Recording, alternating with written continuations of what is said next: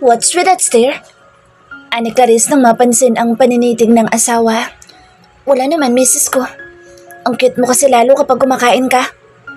Weh, cute ba talaga ako? O baka naman napapangitan ka na sa akin dahil hindi na ako sexy? What? Of course not. Paano mo naman naisip ang bagay na iyan? Tumayo si Kian at pumesto sa likuran ng asawa sa kaniyakap ito. Baka lang naman. Biro pa ni Clarice. Kahit kailan ay walang oras at araw na hindi ako nai-inlove sa'yo. Never kang pumangit sa paningin ko dahil ikaw lang ang pinakamagandang babae sa mga mata ko. Kahit pa tumaba ka at kumulubot ang mga balat natin, ay ikaw lang ang mamahalin ko, Clarice. At wala nang iba pa. Kaya wag mo na ulit sasabihin ang salitang sinabi mo kanina, okay? Lihim naman na napangiti si Clarice at niyakap din ang braso ng asawa na nakapulupot sa leeg niya. Wala na talaga siyang mahihiling pa sa buhay niya dahil kumpleto na siya at nakatagpo pa siya ng asawang sobrang mahal na mahal siya. Kakatapos lang nilang kumain nang biglang pumasok si Kenji. Oh God, Kuya Kian! Hingal na sabi nito. What? Is there something wrong? Sa Ate Sabina, isinugod daw sa ospital. Why? What happened? Nahulog daw sa hagdan, kuya. Napatakip si Clarice sa kanyang bibig. She knows that Sabina is pregnant like her. How is she? Nag-aalalang tanong ni Clarice kay Kenji. Wala pong update mula kay Kuya Angelo, pero sana'y okay lang si Ate Sabina and her baby. Napakatagal pa namang inasam ni Kuya ang magkaanak sila ni Ate Sabina. Wika pa ni Kenji.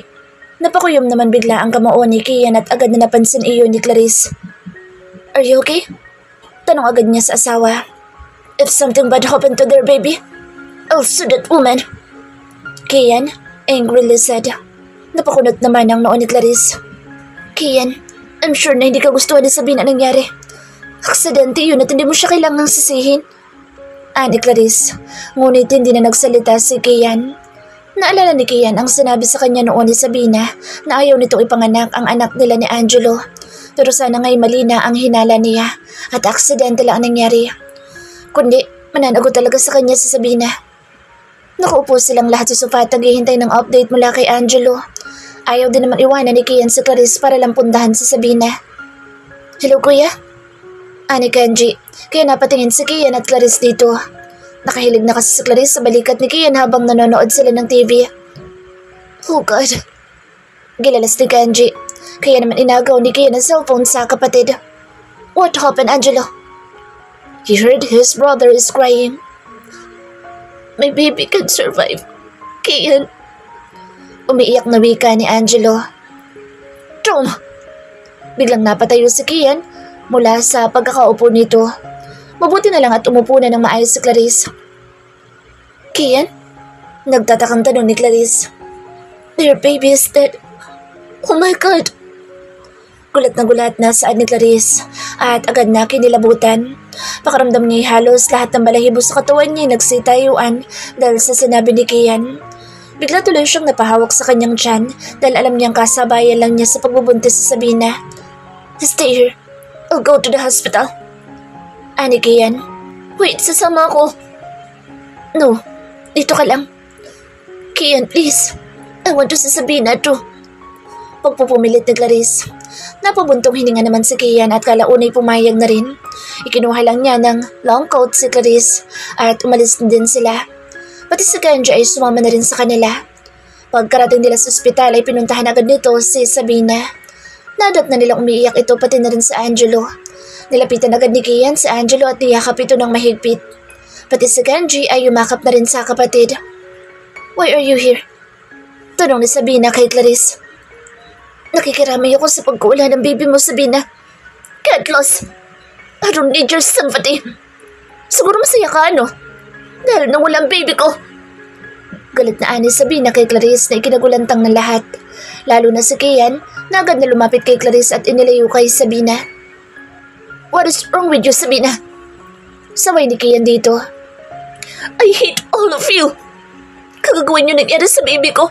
Lalo ka na, Clarice. Nag-hysterical na sigaw ni Sabina. Sabina? Calm down. Walang may kasalanan ng pagwala ng baby natin. Aksidente nangyari, okay? Calm down. Hindi makabubuti sa kalagayan mo ngayon yung ginagawa mo. pagpapatigil ni Angelo kay Sabina. Nagtataka naman si Clarice kung bakit ganoon na lang kalaki ang galit ni Sabina sa kanya at siya pa talaga ang sinisisi sa pagkawala ng anak nila ni Angelo. Okay ka lang ba? Nag-aalalang tanong ni Kian. Ipinaharap ni Kian sa kanyang asawa at sinapo ang magkabilang pisngi nito. Ngumiti naman ng bahagya si Clarice. Oo, okay lang ako. She must be frustrated right now. That's why we need to understand her. You're so kind. Pero hindi ko palalampasin ang ginawa niya at aalamin ko kung anong totoong nangyari. Mahinang sa adikiyan kay Clarice habang sasabihin ay panay ang iyak sa bisig ni Angelo. Nang makauwi sila ay todo ang naging pag-iisip ni Clarice. Akala pa naman niya okay na sila ni Sabina ngunit tila ba malaki pa rin ang galit nito sa kanya. Hey, what are you thinking? Tanong ni Kian at yumakap sa asawa. Napansin niya kasi panay ang buntong hininga nito habang nakahiga na. Naisip ko lang na hanggang ngayon ay ang laki pa rin ang galit sa akin ni Sabina. Diba sinabi mo na dinalaw pa niya ako sa ospital nung wala akong malay? Yeah, she did. Maybe, naghahanap lang talaga siya ng pwede niyang sisihin. Pero huwag mo na intindihin iyon. Huwag mo na rin masyadong isipin. Don't stress too much, okay? I'm sure marirealize din niyang mali ang lahat ng pagalit na ginagawa niya sa'yo. Ang iniisip ko talaga ngayon ay si Angelo dahil kung meron man ang mas magiging malungkot, yun ay ang kapatid ko. Ani Kian habang hinahaplos ang nakaumbok ng tiyan ni Clarice. Kinabukasan nga ay pinuntahan ni Kian si Sabina sa hospital para makausap ito at malaman kung ano talaga nangyari. I know, you do it on purpose, Sabina. Alam kong ayaw mo isilaw ang anak ninyo ni Kuya. Pero bakit? Paano mong nagawa ang bagay na iyon? So, sa tingin mo ba inihulog ko ng kusang sarili ko sa hagdan na iyon? Ganun ba, Kian? Tila nanunumbat na saan ni Sabina. Sinabi mo na sa akin noon na ayaw mong ipanganak ang batang ipinagbubuntis mo, di ba? Sinabihan na kita, pero hindi ka pa rin nakinig. So, she did that on purpose, Kian? Sinabi na pala ni Sabina sa'yo pero hindi mo sinabi sa akin? At sabay silang napatingin na Sabina kay Angelo na nakikinig na pala sa kanilang dalawa.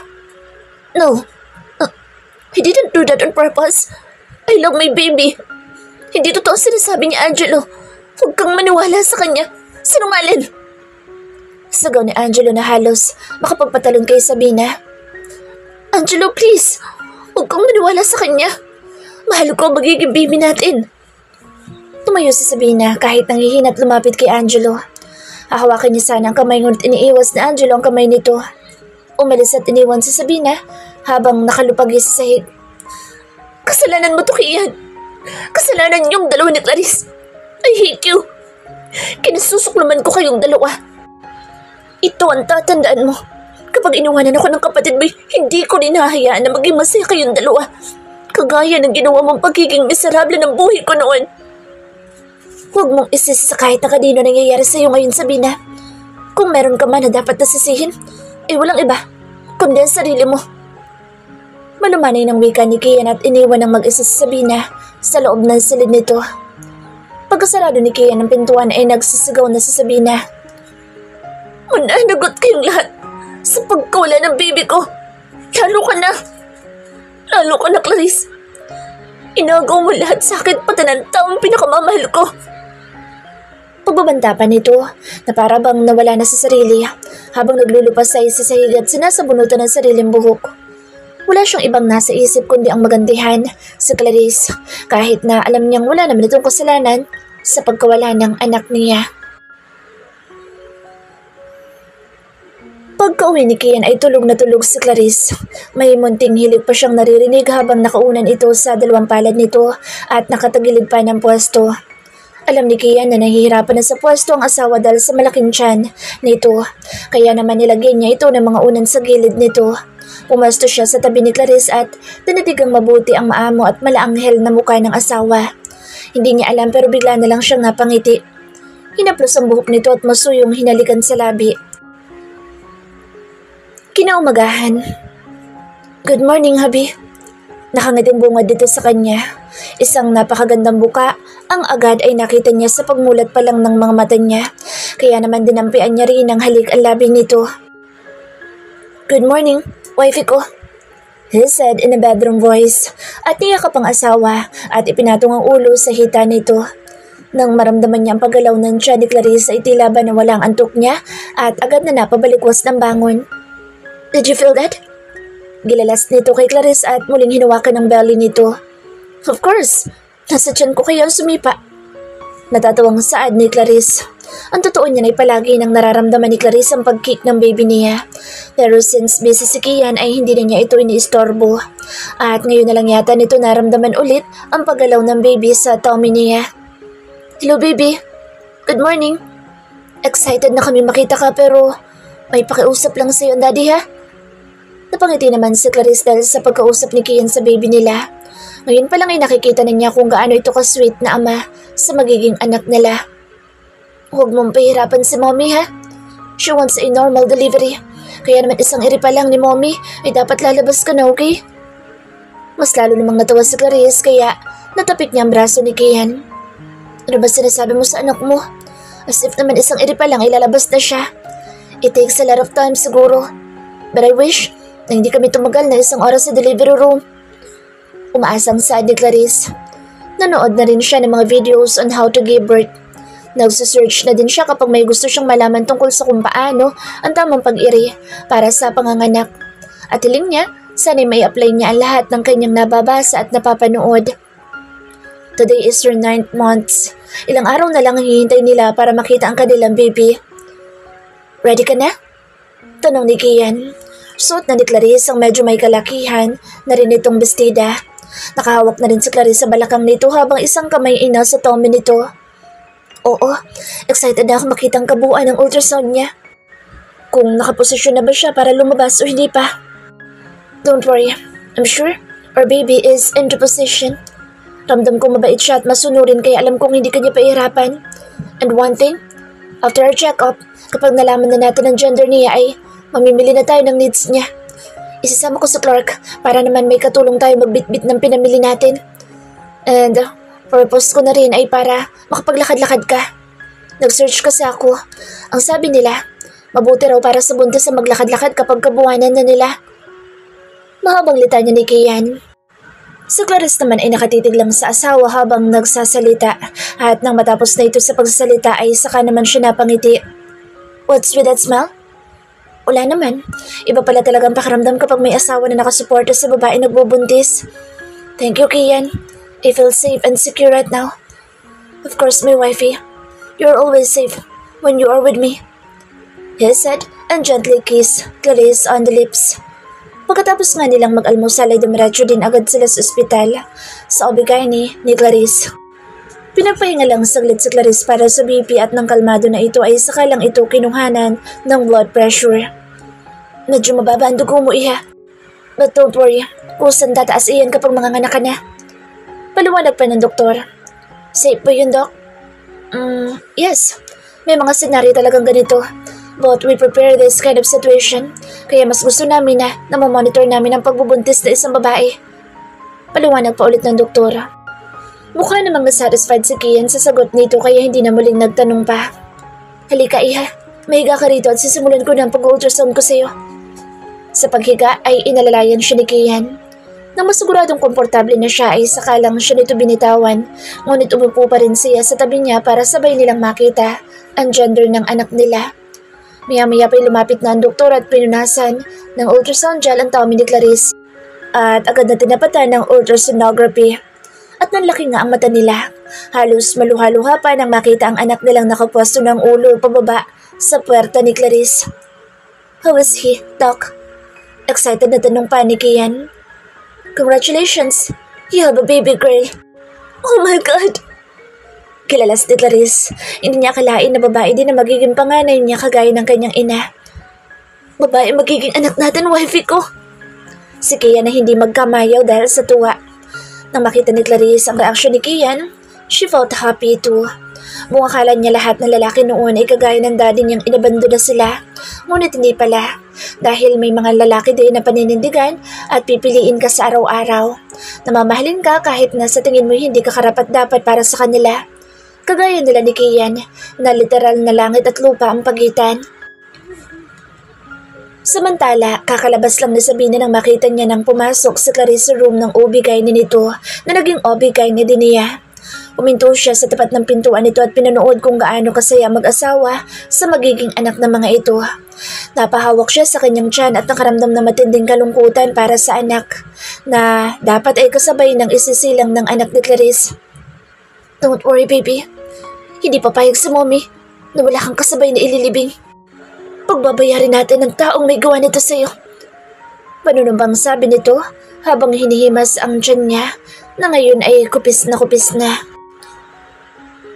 Thank you, Doc. Alis na po kami. Nakangitim paalam pa ni Clarice.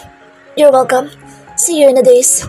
Kapag nakaramdam ka ng pananakit ng tiyan, magpadala ka na agad dito, okay? Okay po, Doc.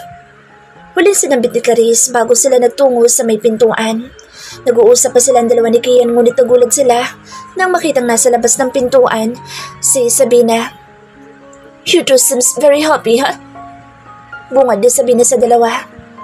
Nakalabas ka na pala. Kamusta ka na? Okay ka na ba? Well, as you can see, okay na ako, Clarice. Ani Sabina na sinabayan pa nito ng pagtaas ng balikat. That's good for you. Next time, please. Take care of yourself. Yeah, I will, Clarice. Ani Sabina habang nakatingin sa baby bump nito. Napahawak din si Sabina sa sarili nitong tiyan. Nakaramdam siya na matinding bigati na maalala ang anak na dapat ay malapit na din niya maisilang. Where's Angelo? Hindi ka ba niya susunduin?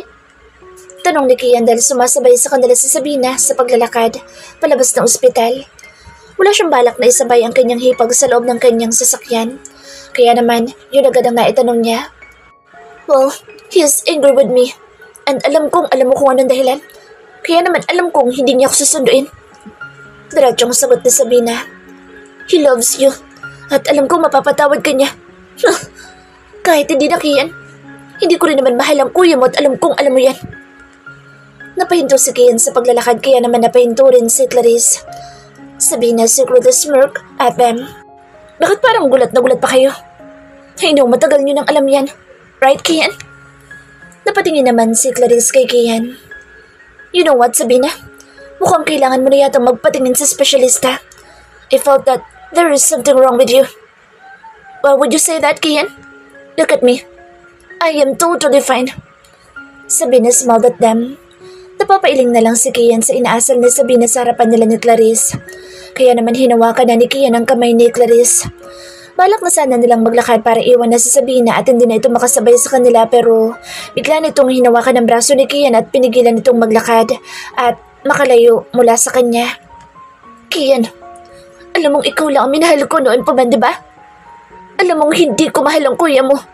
Alam mo nagkaroon lang ako ng utang na loob sa kanya kaya mas pinili kong pakasalan siya pero bakit hindi mo ako ipinaglaban? Bakit kailangan mo akong parasahan ng ganito, Kian?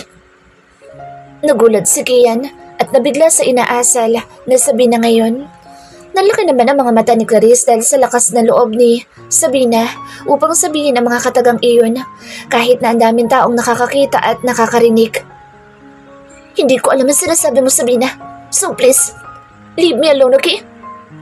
Mahina ngunit badiin ang pagkakabigkas ni Kian ng bawat salita. Inalis niya ang pagkakahawak ni Sabina sa braso niya at pinagpatuloy ang paghakbang nila palayo ni Clarice. Kian, please, stay with me. Lumuhod si Sabina sa harapan ni Kian, kaya natigilan si Kian sa paghakbang. Napapikit naman si Clarice dahil hindi niya kayang panoorin ang ginagawa ni Sabina sa harapan ng kanyang asawa. Your driver is on his way. Just wait and go home. Don't make a scene here, Sabina. Huling sinabi ni Kian bago niya hinawakan ang bewang ng asawa para alalayan na ulit ito sa paglalakad. No, Kian! Don't leave me here, please. I'll do anything you want basta bumalik ka lang ulit sa akin. Nahibang ka na talaga. Ani Kian at tuluyan na nilang talalikuran sa Sabina. Tumakbo naman si Sabina papunta kay Clarice at mabilis itong itunulak mula sa likuran. Huli na nang malaman ni Kian na si Clarice ang punteriya nito kaya naman nagulantang siya na makitang nasa sahig na ang misis niya. Ay, Clarice! Ay! Malakas na sambit ni Sabina habang tumatawa pa ito ng malakas. Malakas na naging pagbagsak ni Clarice sa semento paupo. Bumagsak ang balakang niya. Inanda niya iyon kaya halos umiyak siya sa sakit. Tom, Sabina! What did you do? Galit na sa ni Kian. Itinulak niya si Sabina palayo at saka inalalayan ang asawa patayo, ngunit nagimbal si Kian nang makita niyang may umaagos na dugo mula sa hita ni Clarice. Oh God! Kian! Dugo!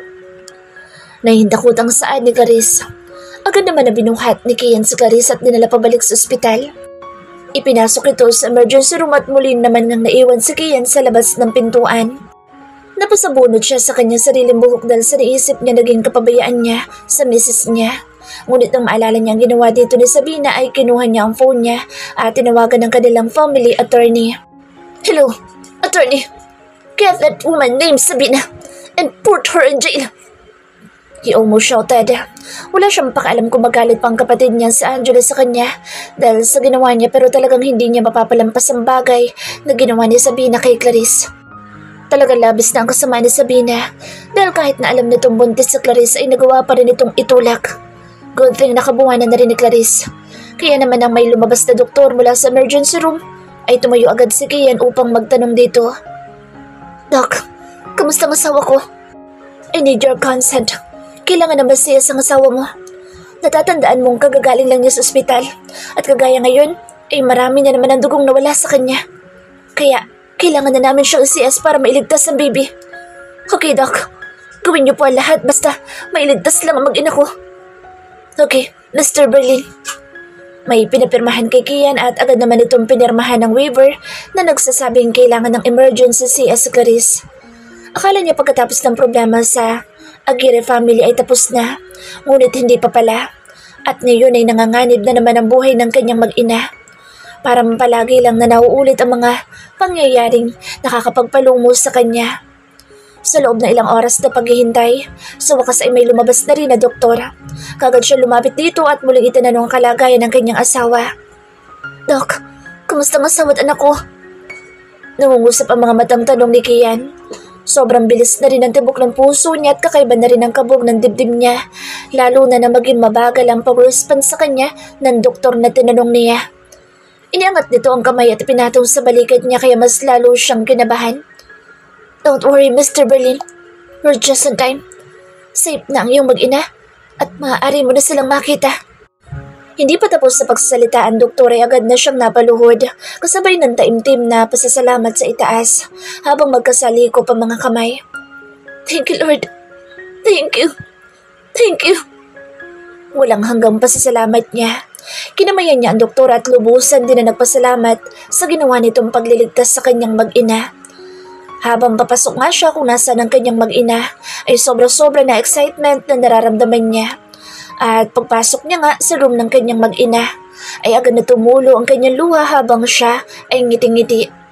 Nasa tabi ni Clarice ang sanggol na babae na agad niyang nilapitan. Pinakatitigan niya ito at halos kiligin siya sa unang sulya pa lamang niya sa kanyang anak. Napakaganda nito. Mistisang-mistisa kagaya ng kutis ni Clarice. Malago na rin ang buhok nitong kulay itim, ngunit tila ba natigilan siya nang may mapansin siya dito. Hinaplos niya ang bandang leeg nito na inakala niyang naiwan dugo, ngunit hindi, dahil isa pala itong birthmark na hugis puso. Napatingin siya kay Clarice. Nakangiti ito sa kanya habang tumatango. Hindi ka nagkakamali sa nakikita mo. Nakuha niyang birthmark mo sa likuran mo. Ani Clarice na kahit nangihinang itsura ay nagagawa pa rin na magsalita upang kausapin si Kian. How did you know that I have a heart birthmark on my back? Nagtatakang tanong ni Kian. Maliit lang kasi iyon kaya alam niyang walang makakapansin. Nakita ko yun nung natutulog ka habang nakahubad. Pinagmasdan ko ang kabuuan ng katawan mo at maging ako'y nagandahan sa birthmark mo. And now, ipinamana mo na pati sa anak natin. Binalingan naman ni Kian si Clarice. Hinaplos ang pisngi nito at hinalikan sa noo na ikinapikit nito. Masayang-masaya ko na safe at ligtas kayong dalawa, wifey ko. Me too. Akala ko nung sumakit na sobrang tiyan ko kanina at makita ko ang dugo sa hita ko ay katapusan ko na. Pero sa tingin ko ay nakatadhana pa rin ako. Kami ni baby na mabuhay para mas makasama ka pa namin ng matagal. At hindi ko pa kayo pinahihintulutan na iwan ako. Ipinagdasal ko talaga iyan sa Diyos at nagpapasalamat ako sa Kanya na tinupad niya ang kaisa-isa kong hiling sa Kanya. Mula ngayon ay wala nang makakapanakit sa inyo Wala namang gugulo sa atin dahil sisiguraduhin kong mag-iiba na ang landas na tatahakin ni Sabina. Ani Kian. At bilang pagtatapos ng usapan nila mag-asawa ay binigyan niya ng pangalan ang kanilang anak na mukhang fairy. And I name my daughter Clarice Kay. How is it? You mean, I also have a name next to her name? Yes, wifey. Kayong dalawa na ang kayamanan ko magmula ngayon. Baka mamahalin ko kayo talaga na para isang mabasaging kristal. Ang sino mang babasag sa inyo ay mananagot sa akin kapalit ng kanilang buhay. Oh, thank you, hubby, for loving and protecting us. At ipinapangako ko rin sa iyo na mas ibabalik ko sa iyo ang pagmamahal at pag-aalaga na ibibigay mo sa amin ni Clarice Kay. At si Clarice na ang sumapo sa gwapong mukha ni Kian at hinalikan ng asawa sa labi nito.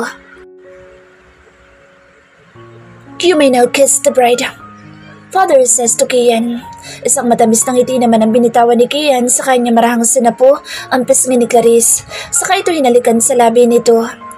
Dahil hindi satisfied si Kian sa unang kasal nila ni Clarice, ay pinili niyang pakasalan ulit ang misis niya. Makalipas ang 10 taon nilang pagsasama, ay tila ba mas yumabong pa ang pagmamahala nila na nagmula lamang sa isang gabi ng kapusukan. Ngayon nga ay 2 na ang anak nilang si Clarice Kay at Grayson Can. Kapwa lumaking maganda at gwapo na nagmula sa kanilang mga magulang. As I promised to you, I'll spend my time for you and for our children. Magbabaksyon tayo sa Palawan. Really? Of course. Kailan ba ako nagbiro? Yay! Magsuswimming tayo, Daddy? Excited pang tanong ni Clarice Kay.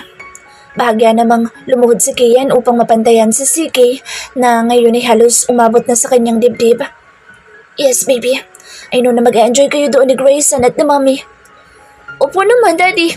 Excited na po ako mag-swim. So Grayson na nagpakarga pa talaga sa daddy niya. Okay, nakaprepare na lahat. So let's go? Let's go, Daddy. Ani ng 2 bata at hinila na ang daddy nila palabas ng pintuan. Lumingon pa si Kian sa misis niya at kinindatan ito at sinanyasan na sumunod na sa kanila ng mga anak niya. Nakangiti naman si Clarice na sumunod sa kanyang mag-aama. Wow! Ang ganda po dito, Daddy! Gilalas ni Grayson dahil nauna silang 2 na pumunta sa tabing dagat. Busy pa kasi si Clarice at si CK sa pagsusuot ng outfit ng mga ito. Nagustuhan mo ba? Opo, Daddy. Can we swim there? Of course, baby. Hintay lang natin si Mommy and CK. Oh, ayan na pala sila. Nang makita ni Grayson ang mommy niya at CK ay hinila niya ang daddy niya papalapit sa mga ito. Napakaganda naman ng prinsesa ko. And of course, my queen too. Clarice blushed at nahalata naman iyon ni Kian kaya naman inilapit niya ang labi sa asawa at binulungan ito.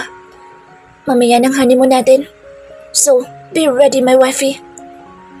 Anong sinasabi mo kay mommy, Daddy? Usisa pa ni Grayson. Wala yun, baby. Sabi ko kay mommy, sarapan niya ang luto ng hapunan natin mamaya. Alibay ni Kian na ikinatawa ni Clarice. Kayo talaga? Halina nga kayo at makaligo na tayo habang hindi pa mainit ang sikat ng araw.